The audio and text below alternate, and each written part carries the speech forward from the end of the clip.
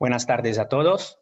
Soy Marco Montomoli, coordinador de la JOVSEN, que es un grupo de trabajo de la SEN, una plataforma de jóvenes nefrólogos. Y en esta ocasión me gustaría presentaros unas iniciativas del grupo que creo que pueda ser de vuestro interés. Se trata de un curso online preparatorio del SNF, que sería por la European Specialty Examination in Nephrology. Para poder profundizar en qué consiste el examen y el curso, contamos con dos invitados de prestigio. La primera, por educación, our special guest is Ana Karina Ferreira, is a specialist in nephrology, working in the Department of Nephrology and Renal Transplantation Unit in the Hospital of Curri Cabral, Centro Hospitalar de Lisboa Central, and also she was chairperson of the newly renamed ERA, European Renal Association Young Nephrologist Platform. So thank you so much for staying with us today. I apologize for the mixed language format, but I believe it's important to fix some concepts in the best way. So the webinar will be in Spanish, except for the Ana presentation and for Q&A Ana's answers. De otra parte, quiero agradecer la participación del doctor Jorge Cannata. Intentaré resumir su palmarés. Es profesor de nefrología en la Facultad de Medicina de Oviedo. Trabaja en el Hospital Universitario Central de Asturias como nefrólogo. Es expresidente de la ERA y presidente de la sección renal de la Comisión de Especialidades de la WEMS, que serían los médicos especialistas de la Unión Europea. Esta última distinción lo califica de manera plena para atender a este webinar, siendo uno de los ideadores del examen en cuestión. Muchas gracias, Jorge. Y sin dilatarme más, cuando quieres, puedes iniciar con tu presentación. Muchas gracias, Marco. Quiero agradecer a Marco Montomoli y a todos los que están detrás del curso por la invitación para mantener y por la iniciativa, por la invitación a que hable y por la iniciativa, porque este curso era muy necesario y ya veremos que eso es así. Las diapos van a estar en inglés en honor a Ana y además porque, bueno, si este examen va a ser en inglés, yo hablaré en castellano, pero las diapositivas las tenemos preparadas o las he ido preparando para los cursos de este tipo. Bueno, pues vamos a ver, estoy tratando de cambiar, pero no puedo, lo cambio con el dedo. Voy a dividir esto en tres partes, aunque me voy a ir saltando cosas. El examen nació, como dijo Marco, en la sección renal de la OMS, que es como Jorge, la comisión de... ¿Sí? Acuérdate de compartir pantalla para que podamos ver tu presentación. Perdona, es que no lo he hecho. Es que al salir ahí, espera que tengo que irme entonces al Zoom. ¿Sí? Al Zoom y aquí. Y aquí. Perfecto. Y aquí. Perfecto. Perdón, ¿eh? Bueno, voy a dividir la charla en estas tres partes, pero voy a ir saltando un poco. Es decir, la sección renal comenzó del periodo en el que hemos trabajado nosotros en 2010 hasta ahora. Voy a hablar un poquito de dónde, cómo nació el examen, el Certificado Europeo de Nefrología, las características. Voy a mostrar algún resultado y quizás el último comentarios de los que se han examinado, que tienen una encuesta al final, quizás de acuerdo a lo que vaya con el tiempo, lo dejamos para el turno de preguntas. Vamos a ver, la sección renal, para que sepáis, el AOMS se fundó en 1958. En 1962 se creó la unidad de especialistas médicos, por decir así, y 30 años más tarde apareció la sección renal, es decir que pues, hubo mucho tiempo que no hubo nada en nefrología.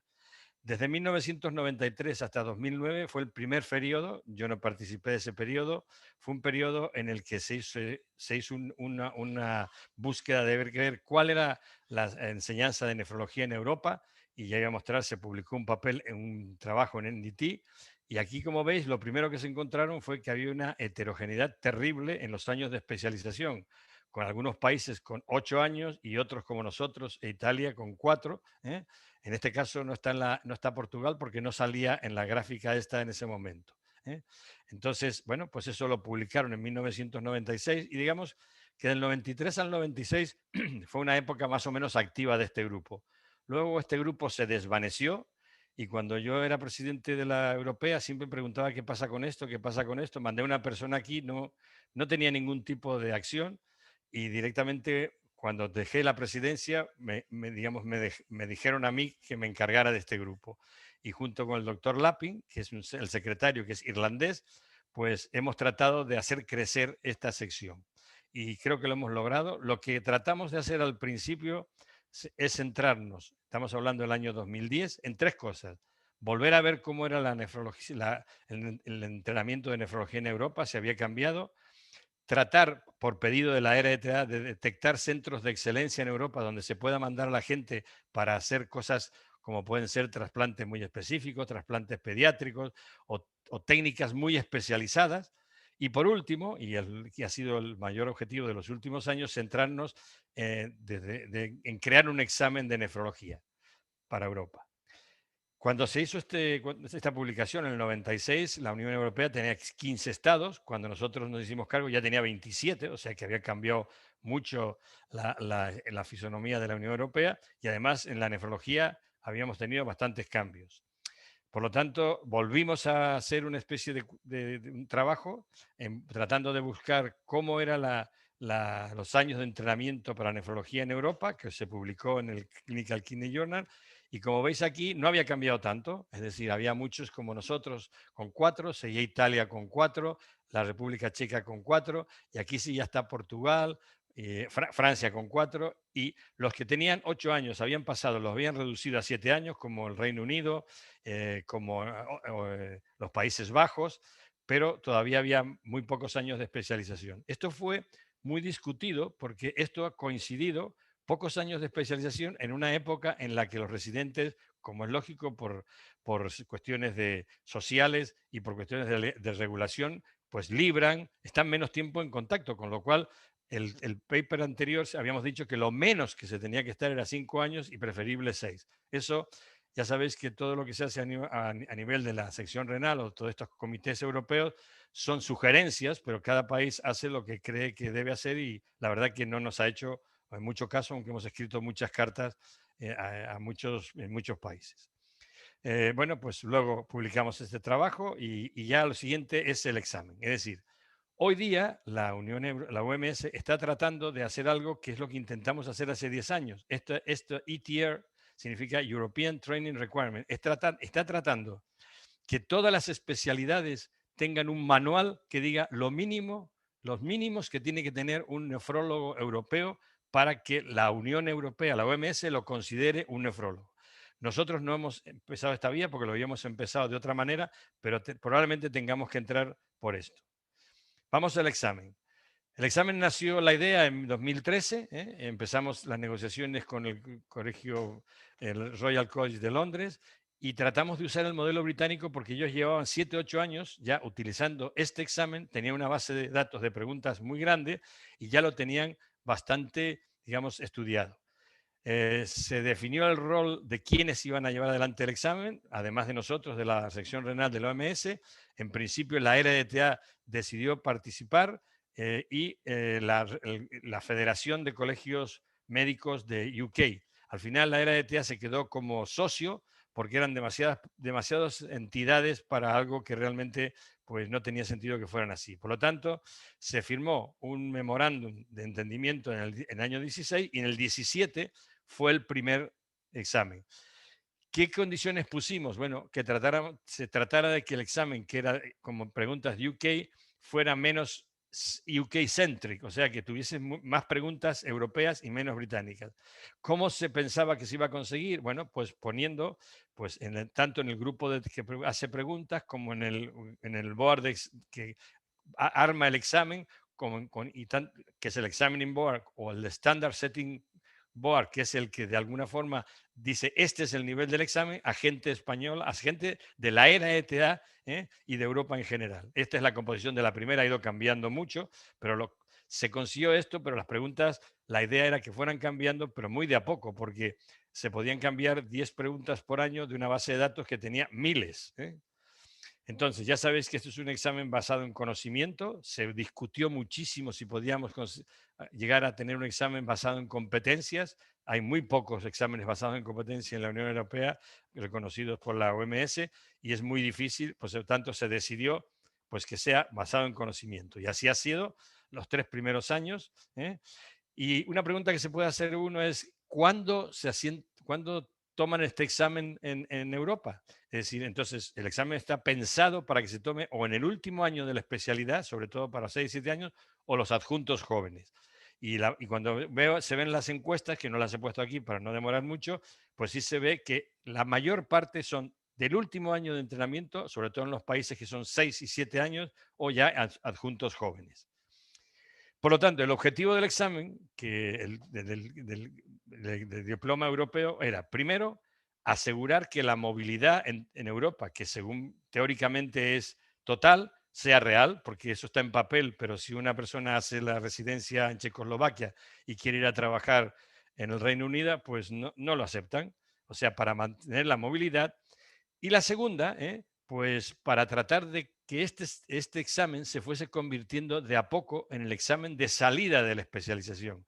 Ya sabéis que la mayor parte de países en Europa tiene evaluación por evaluación continuada, excepto algunos países que tienen su propio examen. Por ejemplo, Portugal tiene uno, Francia tiene otro, y lo que intentábamos es que se transformara en el examen de Europa para que facilitara el punto 1 y el punto 2 a la vez. Es decir, tuviesen una especie de pasaporte para andar por Europa y por otro lado, pues que les sirviese para poder trabajar en su país. Solo 2 países lo tienen así, es UK y Suiza, y Switzerland, sí, en este momento.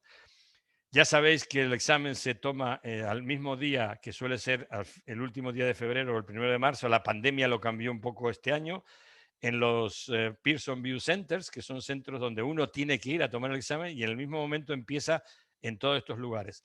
Ha dado algún problema algunos años porque no todos los países tienen muchos centros y en Portugal hubo un año que hubo problemas, otras veces los problemas lo ha tenido pues España, donde a lo mejor alguien que se acababan las plazas en Madrid y alguien que era de Madrid lo hacían ir a Barcelona a tomar el examen. Bueno, pero esto más o menos se ha ido arreglando porque eran aspectos técnicos que, bueno, era lógico que apareciesen. Siempre la era de TEDA nos ha ayudado y como ha sido un socio, digamos, preferente, pues lo que ha hecho es facilitar inscripciones gratuitas durante 2 o 3 años a todos aquellos que pasaban el examen. Hemos tenido acuerdos que han ido muy bien y mantiene siempre esas ayudas. La ha ido cambiando de año a año, pero sigue ayudando en general a los que pasan el examen. Voy a dar unos ejemplos, como digo, el 2017, el primer examen, que era un reto, pues 77 europeos. Aquí, en el 2017, teníamos los europeos nuestro examen y UK el suyo. Estábamos separados, aunque las preguntas eran, excepto 3 o 4 preguntas, exactamente iguales. Cuando aquí hubo 77, en UK fueron como 150 este primer año, que era lo normal de ellos. Entonces, los resultados, pues los ven aquí, eran 77, 2017, pues me estoy tapando aquí yo, son 19 países. En ese momento, en ese año, el pass mark, o sea, el porcentaje que hacía falta para pasar el examen fue el 60% y el 57,1% de europeos lo pasó. ¿Quiénes lo pasaron? Ese año fue el gran año de Portugal, de 20 que se examinaron, 19 lo pasaron, fue el mejor país de toda Europa, luego Dinamarca, pero muchos menos se examinaron, pero bueno, el 80% lo pasaron, y luego Suiza, que ese año lo convirtió ya en su examen de fin de carrera. ¿Qué pasó en el 2018? Pues el Passmark subió a 62, o sea, fue un poquito más exigente. ¿eh? El Min Pass Rate, pese a que fue más exigente, pasó de 57,9 a 62, es decir, más gente en Europa, pese a que había aumentado el umbral, lo pasó al examen. Y ese año, pues el 50% fue de Portugal, el Suiza 8 de 5, el 60%. Y bueno, pues si uno miraba entre el año 17 y 18 y lo suma y dice, vamos a ver, ¿en qué países que se hayan examinado 5 o más candidatos hubo más del 50% que pasó el examen? Pues son estos que están aquí: Dinamarca, Portugal, Suiza y Turquía. Entonces, si uno se pregunta, ¿qué tienen en común estos 4 países? Pues porque son países muy distintos. Lo único que encontramos que tienen en común es que tienen 5 o más años de especialidad. No hay ningún país con 4 años como nosotros en España que haya tenido un éxito en el examen, porque hasta ahora no había cursos ni había nada para prepararlo. Y si uno mira todos los países de 4 años, prácticamente han sido 2 o 3 por año y en España creo que en total lo han sacado 4 en las 5 ediciones, ¿no? Cuando, ya lo acabo de decir esto, son los países pues, que tenían más de 5 años de entrenamiento. ¿Cómo puede mejorarse esto?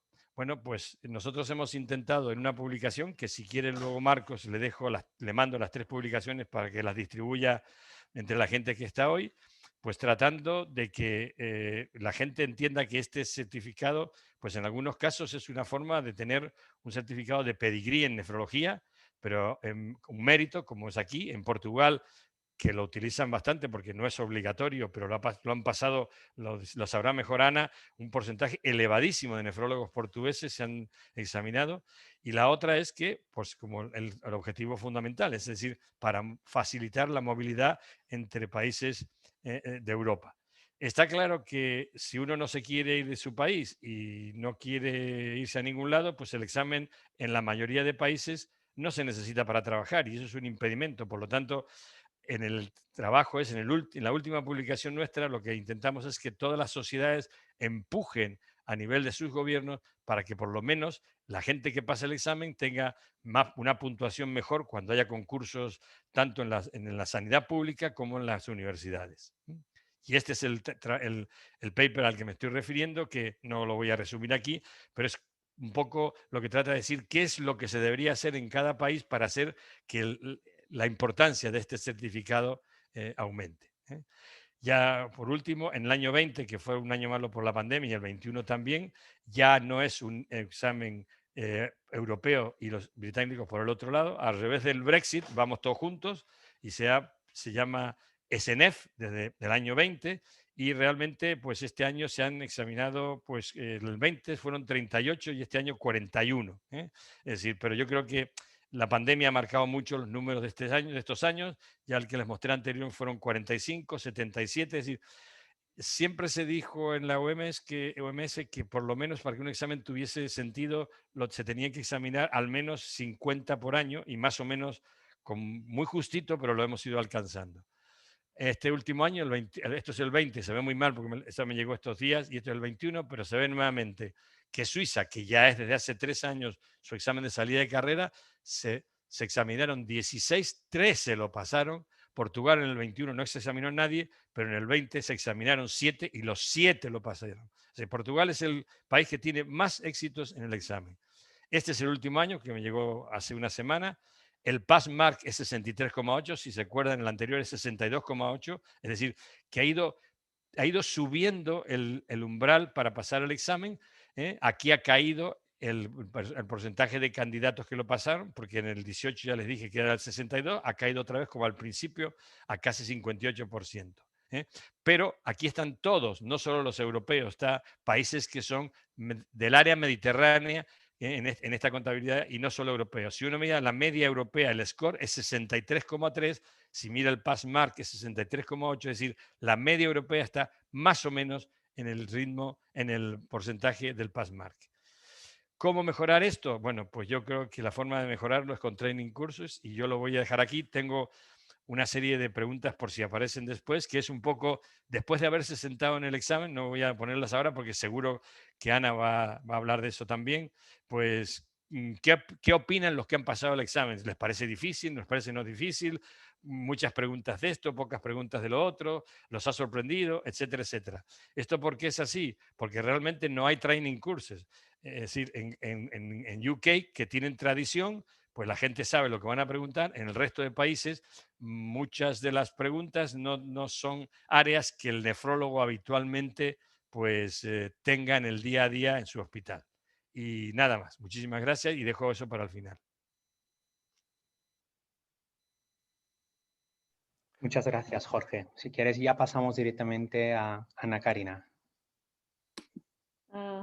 Hello. I will talk in English because I think you could not understand the Portuguese, and I I don't know to speak very well in Spanish. So, but I understood everything that Professor Kanata told.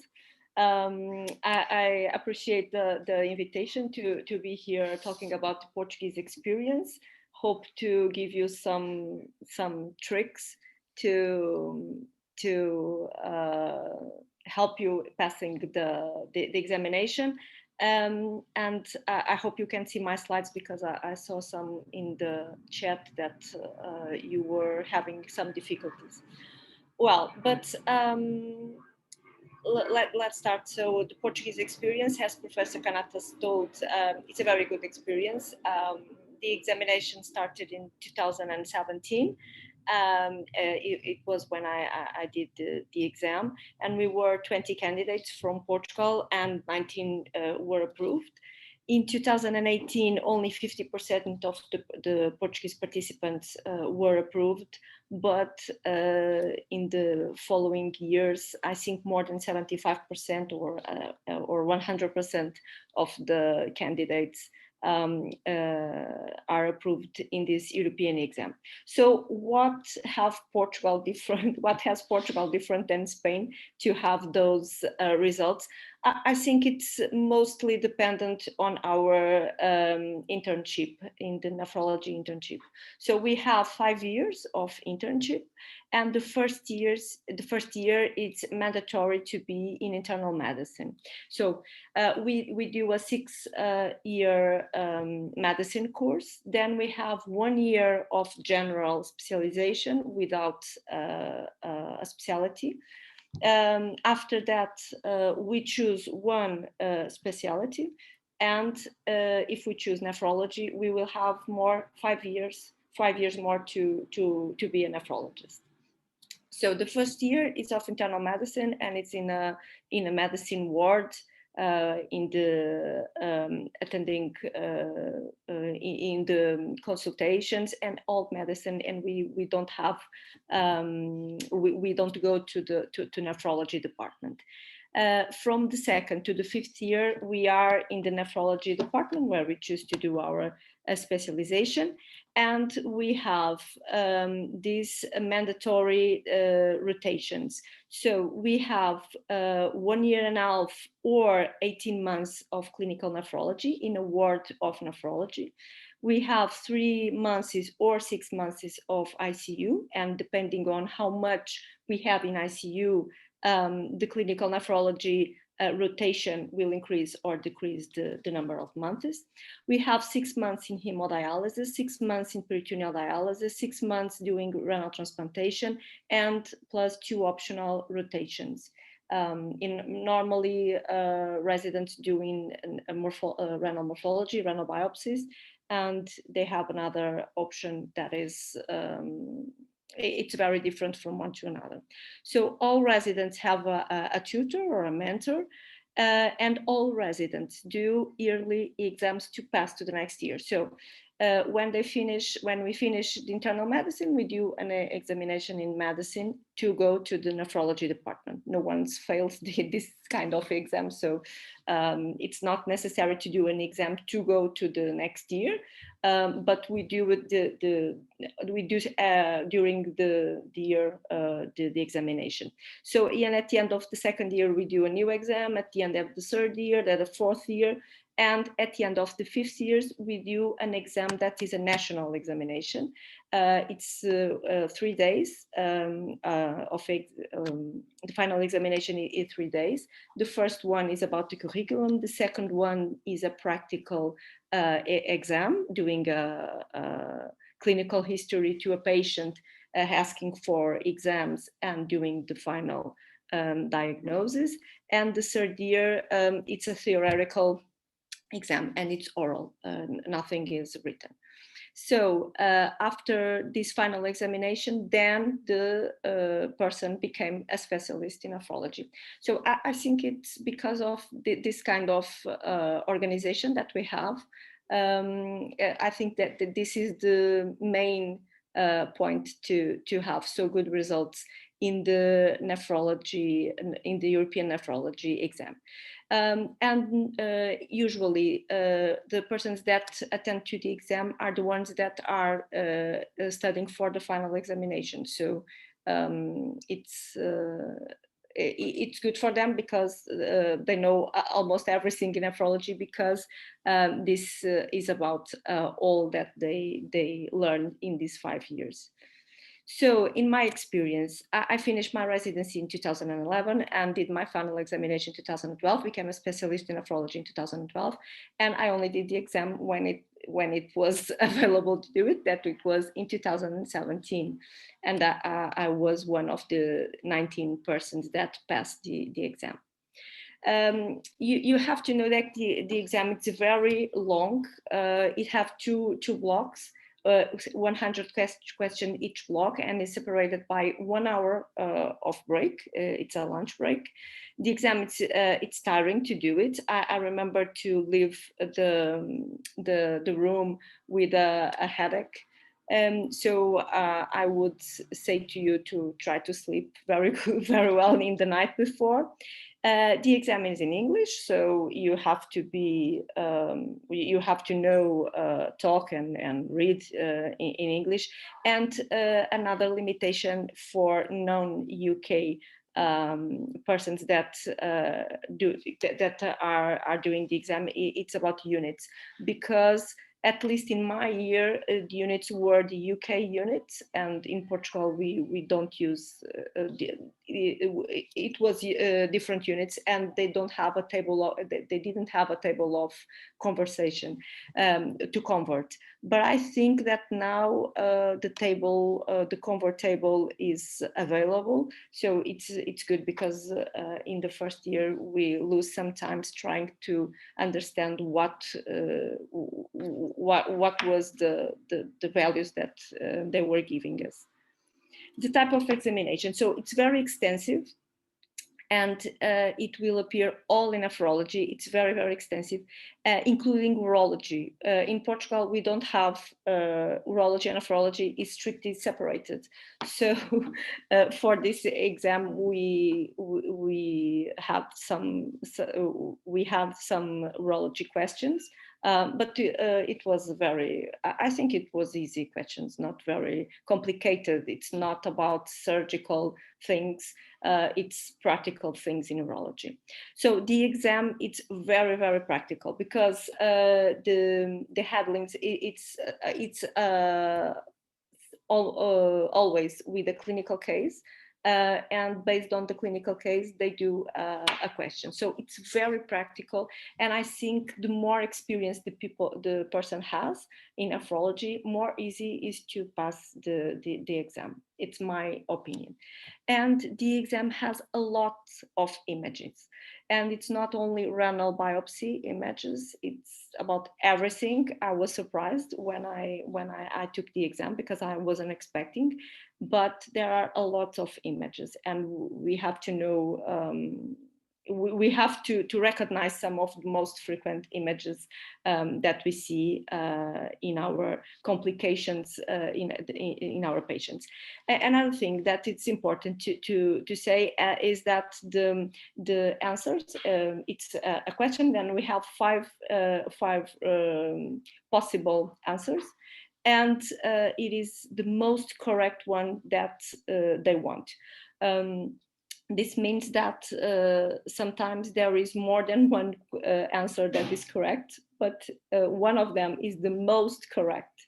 I remember, for instance, to have a case about hyperuricemia, and the responses, well, 2 were wrong, but the other 3 were okay. They asked if I give allopurinol, the other if if I give febuxostat, the other was if I increased losartan dose. So it's all correct to try to treat an hyperuricemia, but it's the most correct one. So have attention to this. What to study for the exam? I think you have to study everything, because the exam is very, very extensive. So, and everything appears. But I don't think you have to do a very deeply study because the exam is very practical, and usually the questions aren't about the molecule or the study that was released last month or something like that. No, it's a more practical and superficial questions, I think. It's about your clinic, it's about your daily practice. So if you have to study everything, it's better to schedule the topics by weeks or by days. One week for hemodialysis, another week for peritoneal dialysis, another week for transplantation, and try to study according to your schedule, because you will be late if you can't. If you can't do this, because it's a lot of questions, and because we have family and we are working, we are not students anymore, so it's not very easy to study for a so big exam. And I would say that it's okay to review, to read the latest review articles and the latest guidelines. I think it's good in glomerulonephritis and so on. Knowing the guidelines is very helpful. How to study and working? Well, you have to study when you have time during the week or sometimes in the weekend. And I think it's important to study with colleagues. I remember when I did my exam, I did it with, I think it was 7 colleagues for my department. So we did a paste where we put some review articles, good review articles, and we all study more or less the same things or the same topics in the same weeks. And then we could talk about it. We didn't study in the same room, but we study the same topics more or less in the same days.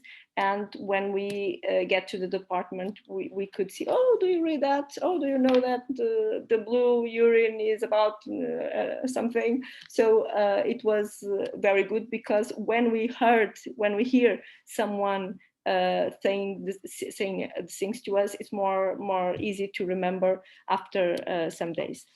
And at least 2 months before, you should start studying. I remember that I did the exam in the 1st of March, and we start to study in January here in my department. And in the last days, we thought, oh, we should study. We should study more. We had the feeling that 2 months wasn't very long time, but at least 2 months is, I think you can get it, because we could. So maybe you can get also, and it is important to have some time in the end of your study to go to the websites and do questions. There are many websites. I remember we found one in the UK society, and also the website of the European Nephrology Examination had sample questions for us to do it. And you also can look in ASN. They have a lot of online free open access medical things in nephrology. So maybe you can find there examples of clinical cases also.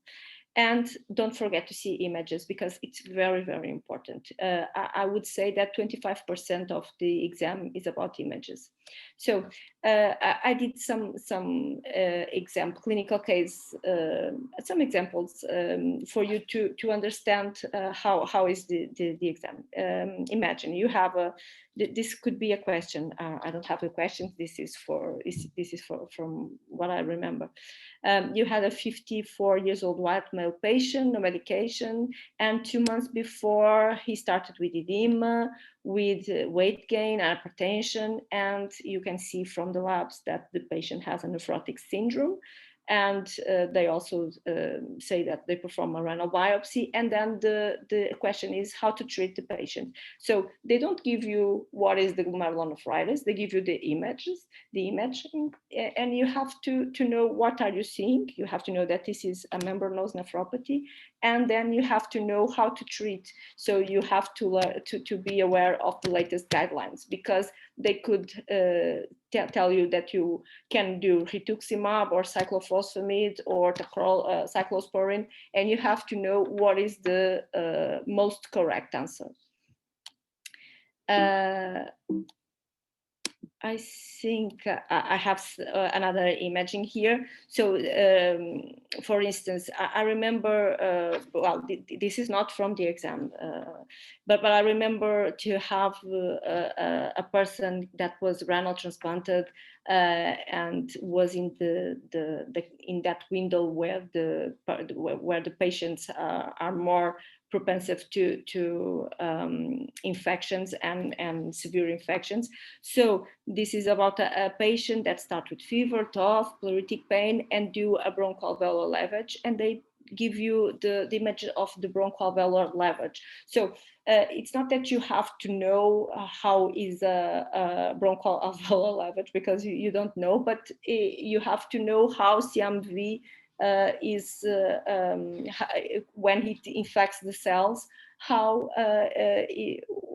what is the fixture of the cell. So you know this from the tubular cells, so it's the same in other tissues.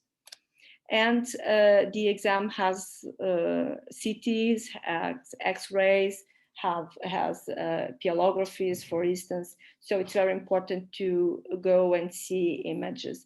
Renal biopsies, I think that the American, the AJKD has Atlas, so you can go there. And for CTs, you have to go to the internet, I think. So more examples. This is urine sediment that can appear also. This is a crystal, a carbonate calcium crystal. And it is what I would like to show you in the imaging. So the clinical, it's a very clinical examination. It's true.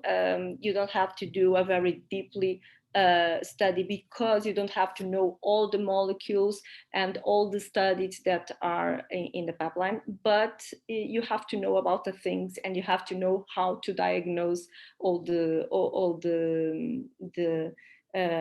diseases and all the strange diseases that appears in nephrology. So I remember to expend a lot of time studying acid base and their hydroelectrolyte disorders and genetic kidney diseases, because it's something that I usually don't see. So I study a lot, and I pass almost all those questions. I think all these very difficult questions I could pass.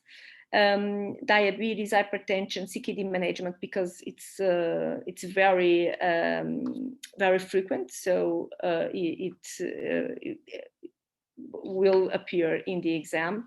And in dialysis, I remember they had a lot of vascular access questions, some about CKD, MBD, and about anemia also.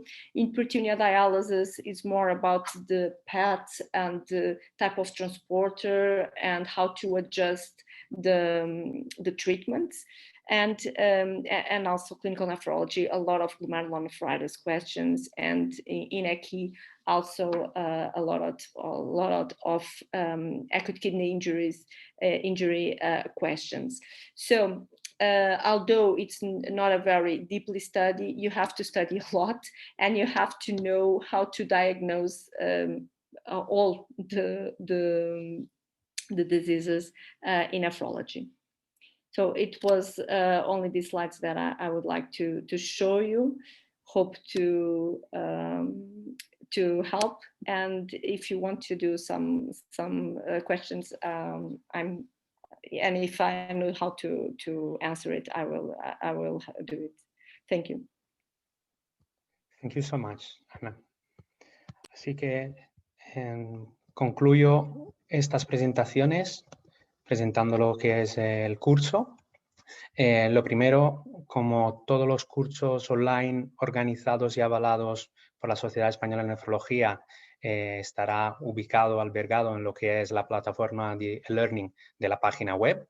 Simplemente acordaros que para acceder a esta plataforma hace falta registrarse e identificarse, y esto no coincide con vuestros usuarios como socios de la Sociedad Española de Nefrología. Y hablando en concreto del curso que hemos diseñado, hay que decir que este curso se abrirá la preinscripción a partir de mañana durante los próximos días y iniciará el curso oficialmente el 30 de junio. Para poder inscribirse hace falta ser socio de la Sociedad Española de Nefrología, se dará prioridad a los miembros del grupo de la HOVSEN y también, por algo que veremos más adelante en las diapositivas, solo se permitirá la inscripción a residentes del último año de la residencia, por un plazo de hasta 150 personas. ¿Por qué hemos pensado que este curso pudiera ser válido e interesante? Por lo que hemos ido comentando, que si desafortunadamente los resultados de este examen, cuando nos vamos a centrar sobre los números europeos, solamente de lo que son de los candidatos totales, incluidos europeos y no europeos, alrededor del 50% de los candidatos pasa el examen. Y es verdad que es anecdótica la presencia de candidatos españoles. Estos son datos un poco anteriores respecto a los datos del 2020 de performance, pero en el bienio 2017-2018 se presentaron a este examen solo 8 candidatos españoles y de esto solo 2 lo pasaron. Cuando hablamos del PassMark, es decir, el objetivo a conseguir para poder aprobar el examen, como ha explicado bien Jorge, esto no es una cifra continua durante todos los años, va cambiando, pero en parte también porque refleja lo que es el tentativo de estandarizar el resultado según dificultad del examen. Quiere decir, se tiene en cuenta de lo que ha sido el resultado global de todos los candidatos para poder ajustar a la dificultad del examen. Si el examen fuera muy difícil, tendríamos un resultado, un PassMark más bajo, y si el examen es relativamente fácil, el PassMark sería más alto. En concreto, el año pasado, como efectivamente Jorge ya comentó, hacía falta contestar al 64% de las preguntas de forma correcta.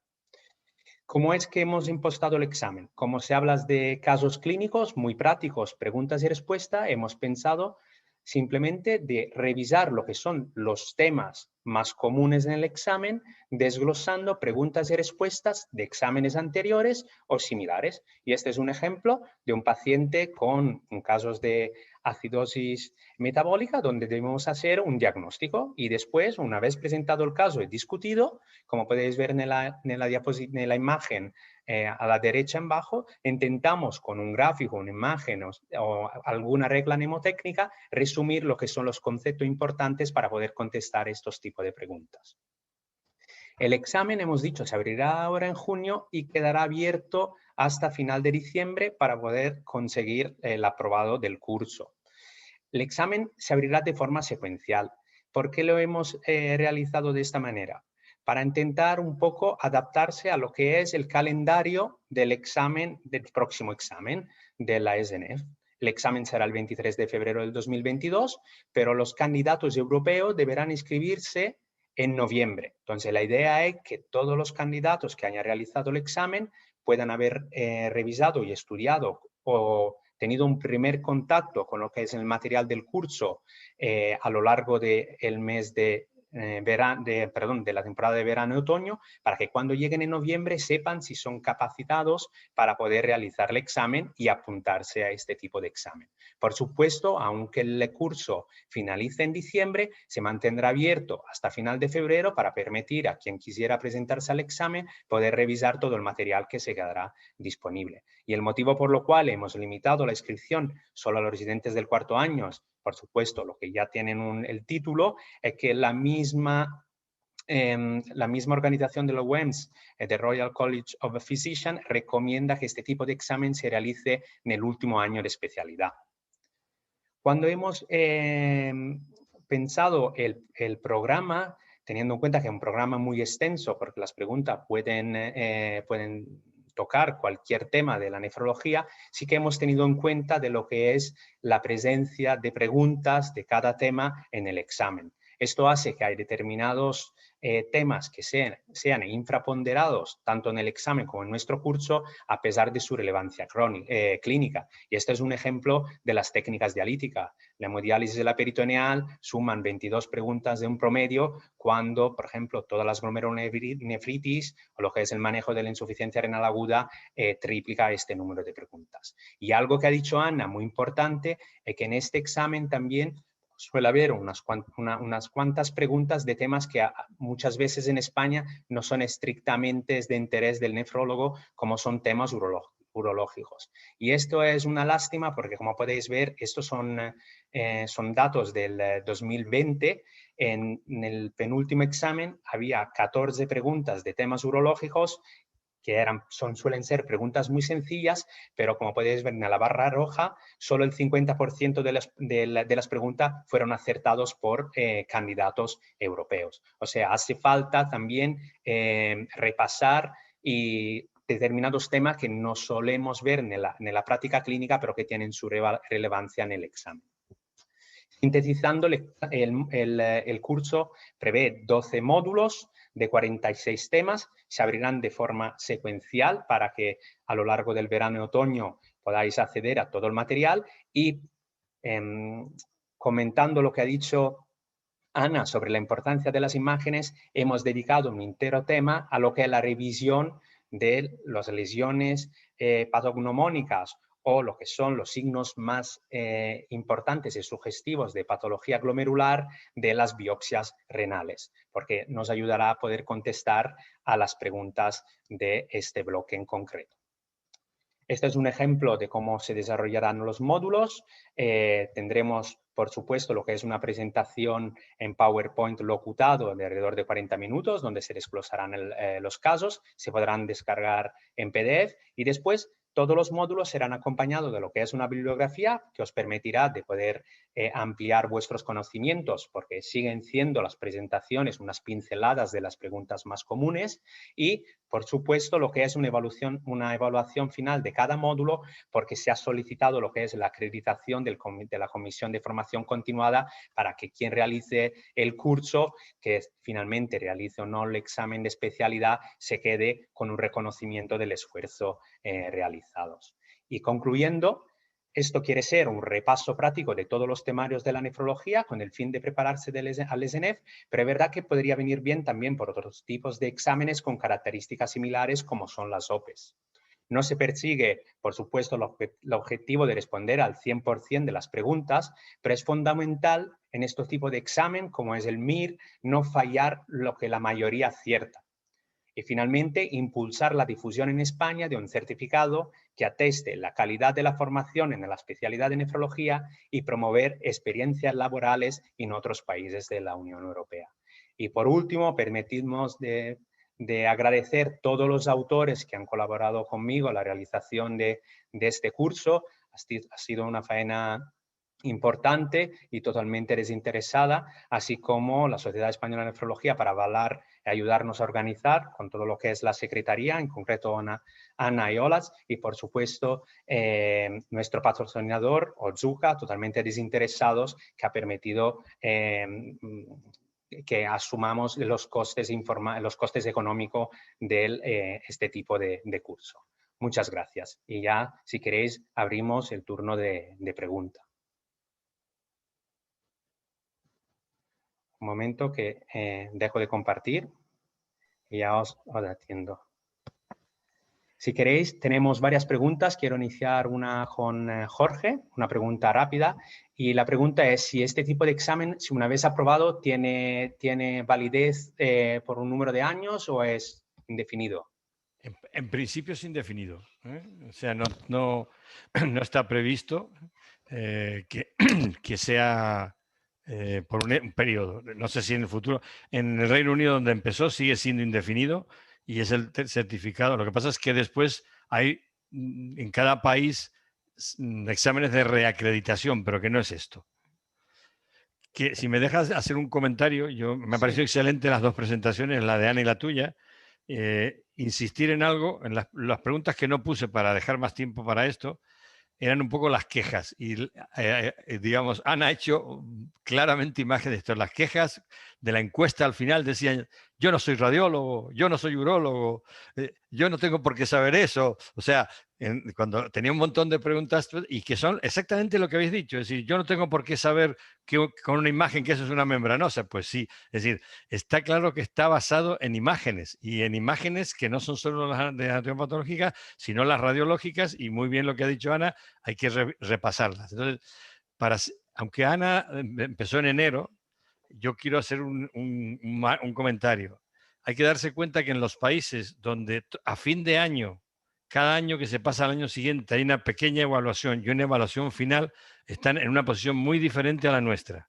Porque no es lo mismo todos los años tener que estudiar una parte, que luego ya te queda eso, el año siguiente te queda, que de repente no tener, siempre ser evaluación continua y de repente sentarte y ponerte a estudiar otra vez. Es decir, que en los países donde hay una evaluación con exámenes periódicos y una final, este examen tiene que ser mucho más fácil y más corto de preparar. Mientras que para nosotros, metiéndonos en la realidad, tenemos 4 años de especialidad, de los cuales prácticamente una parte de 6 meses o un año, dependiendo de lo pasamos en medicina interna, nos quedan 3 de nefro, con las libranzas, con todo lo que hay, etcétera, etcétera, con lo cual hay que ponerse a estudiar, yo diría, antes. Si queréis, intentamos hacer preguntas de respuesta rápida porque realmente hay muchas preguntas. Y yo, si queréis, voy contestando a una que creo de ser lo más, porque van en concreto sobre el curso. Uno, el curso será, todas las preguntas se han preparado en inglés con sistema internacional para que se pueda ir practicando, pero es verdad que después lo que es la explicación del curso será en español. Preguntas y respuestas en inglés, pero las explicaciones serán en español. El examen es cuesta alrededor de, creo que el año que viene serán 880 libras, más o menos alrededor de 1.000 euros. Esto es el precio. Y por supuesto este curso está abierto a todos los socios de la CEN, por lo cual sí adjunto jóvenes. La única limitación es por los residentes que no sean al 4.º año, porque no tiene mucho sentido prepararse este examen de R1 de R2, porque tus conocimientos son aún básicos. Y podrían participar también médicos de afuera de España siempre que sean socios de la Sociedad Española de Nefrología. Y no hay ninguna limitación. Yo quería hacer unas preguntas a Ana. Is about the examination. The first one is, and do you think 3 hours for a block is enough time? Did you have time for a double check? No, I didn't have time for a double check because we only studied for two months and we were working and we have family and other things to do. So it was a difficult study. I remember I didn't study peritoneal dialysis because I work with peritoneal dialysis patients in my daily practice. So I didn't study that. I didn't study transplantation also because I had 1 week, but in that week I was always working, so I didn't have time. But I remember to see some pages, but I usually see renal transplanted patients in my daily practice. So the exam is very, very practical, and if you know how to diagnose the majority of the diseases, and if you know if you are updated in treating glomerulonephritis and so on, it's not difficult to pass the exam. But as Professor Kanata also told, we have a very it's somehow more difficult internship than in Spain.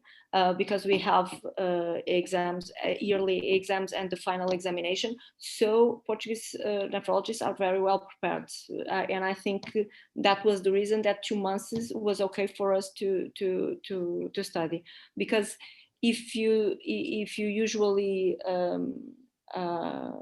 don't study for exams, and if you don't see or if you work in a not very central hospital and you don't see transplantation, or you don't have peritoneal dialysis patients, etc., you will have to study more. Yes, definitely. 3 hours for block, I think it's okay. do the block, but then I think you should have some homework in those, and depending of the blocks that you are talking about. If you are talking about diabetes and hypertension that you see all the time, those kind of diseases, it's not easy, it's not difficult to reply to a question. If you talk about hydroelectrolyte disorders or acid base, ICU, etc., it's more difficult to answer that. So you will have to spend more time in those topics that you usually don't see. Any question? Another question, Anna. Do you know if when you fail a question, is a minus score in the final mark? No, I think not. I think not.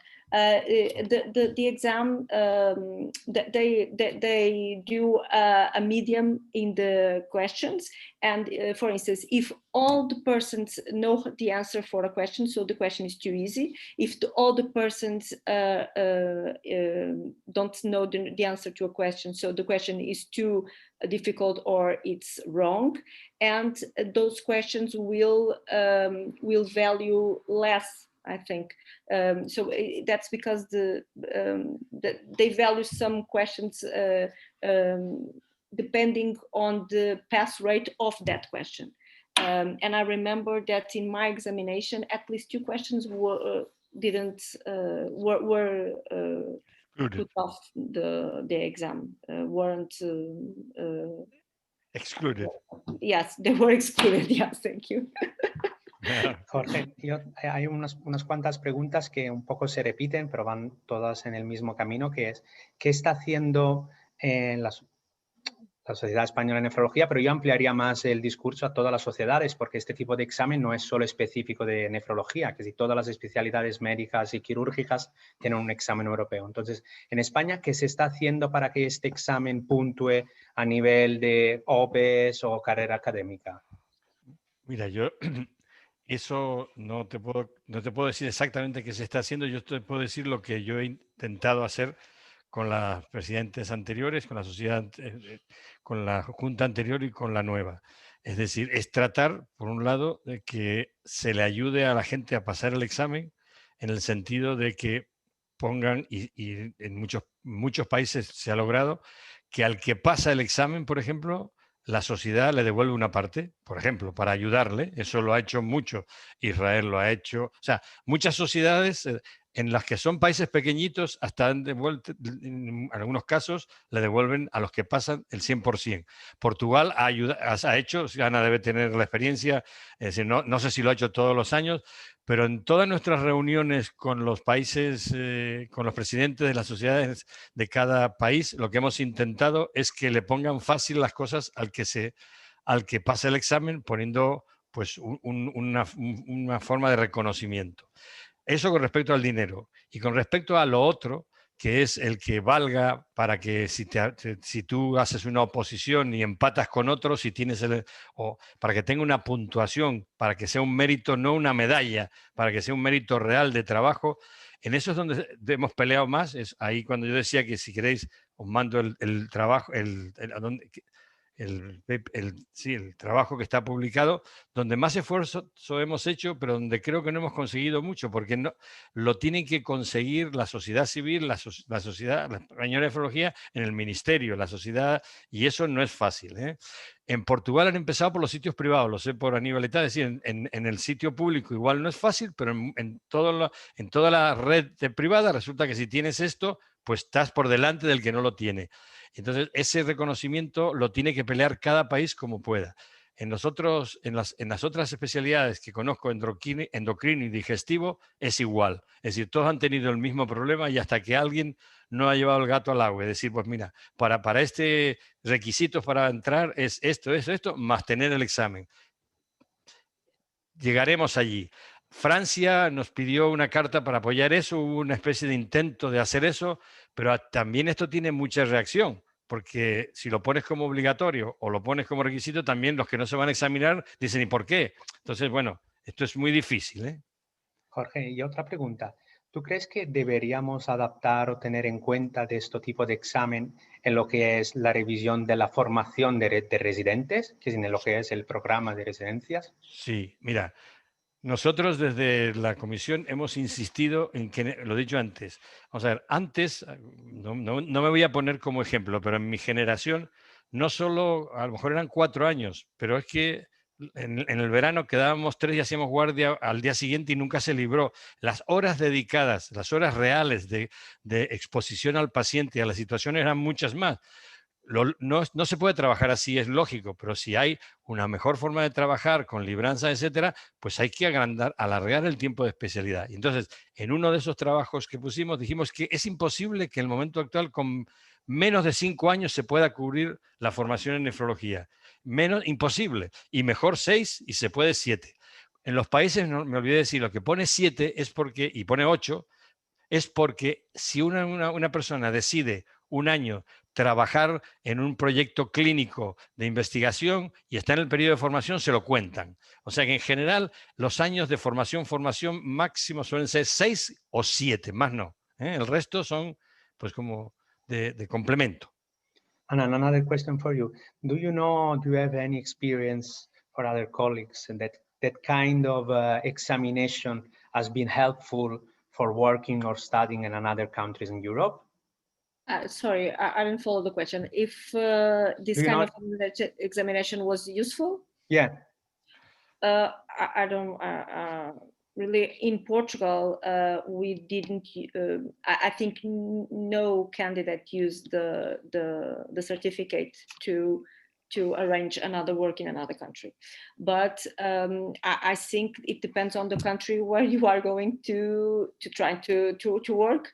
In Switzerland, for instance, I think the examination is mandatory. So you only can work in Swiss if you have the examination. In UK, I think it's also very important to have this certificate because they also do the exam.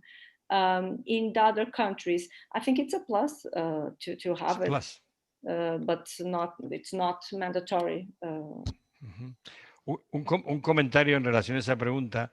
Ahora ya sabéis que en el board de la sociedad de la UMS, la sección renal, hay una persona que es joven, se supone que es alguien que está en entrenamiento o acaba de acabar o es un adjunto muy joven. El que hemos incorporado ahora es de Austria. Y la razón por la que se ha incorporado, que digamos, lo eligió el presidente actual de la plataforma de la era ETA, la razón fue porque él quiso ir a trabajar a UK.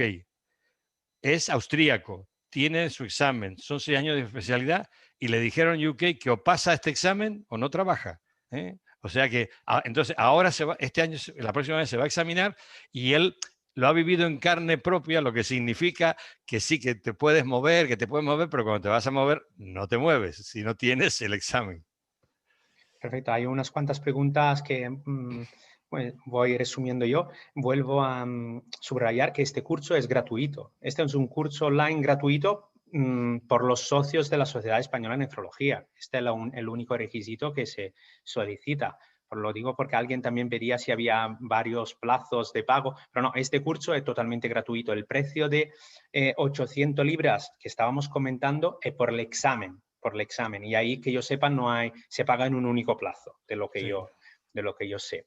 Y finalmente sí que volviendo a las inscripciones tendremos en cuenta, priorizaremos lo que son los inscritos al grupo Hobson, pero también simplemente porque pensamos que es el target que más se podría beneficiar de este curso, porque este es un examen que valida un poco lo que es la formación, por lo cual adjunto jóvenes o residentes del último año.